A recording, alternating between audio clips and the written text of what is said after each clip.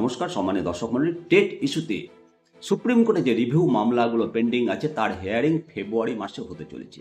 এই রিভিউ মামলায় যদি হেরে যায় শিক্ষকরা, রিভিউ মামলার রায় যদি শিক্ষকদের বিপক্ষে যায়, যদি কোনো পরিবর্তন না হয়, কি হবে ভেবে দেখছেন?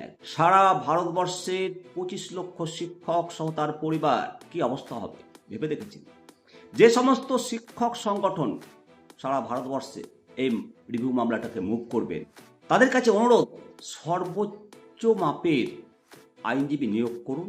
তার জন্য সারা ভারতবর্ষের শিক্ষকগণ, এই টেট প্রভাবিত শিক্ষকগণ আপনাদের পাশে রয়েছে। যেভাবে দাঁড়ানো দরকার সেইভাবেই দাঁড়াবে সমস্ত শিক্ষক। একবার আমাদেরকে ভাবতে হবে যে এই মামলার রায় যদি বিপক্ষে যায় তাহলে চাকরি বাতিলের ঝুঁকি তৈরি হয়ে গেল।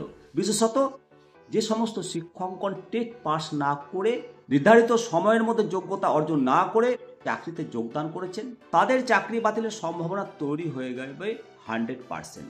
নিয়োগের সময় টেট বাধ্যতামূলক ছিল, কিন্তু তাছাড়াই নিযুক্ত হয়েছেন, আইনি কোনো সুরক্ষা পাওয়া যাবে না।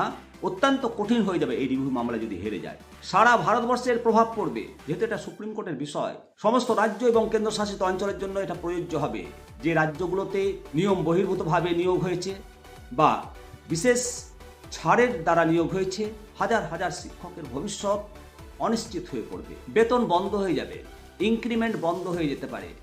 চাকরি না গেলেও আদালত নির্দেশ দিতে পারে যে ওই শিক্ষকদের বার্ষিক ইনক্রিমেন্ট বন্ধ করে দাও। তাদের শিক্ষকতা যোগ্যতা পূর্ণ না হওয়া পর্যন্ত ইনক্রিমেন্ট স্থগিত থাকুক।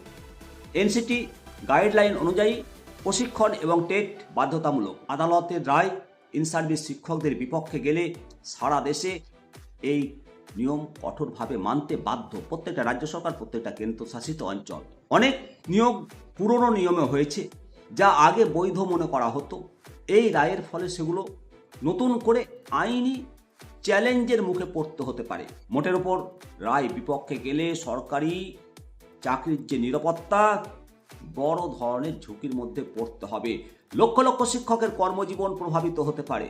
অবশ্যই এই রায় একটা অনৈতিক, অবৈধভাবে সমস্ত ইন সার্ভিস শিক্ষকদেরকে প্রভাবিত করেছে। এই রায়ের মোকাবিলা আমরা করব। সমস্ত শিক্ষকগণ এক হয়ে এই মামলায় লড়াই করতে হবে।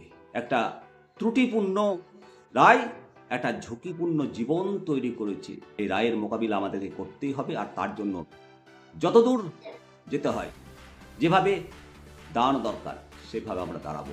অবশ্যই কমেন্ট করবেন। ভালো থাকবেন। জয় হিন্দ, জয় ভারত।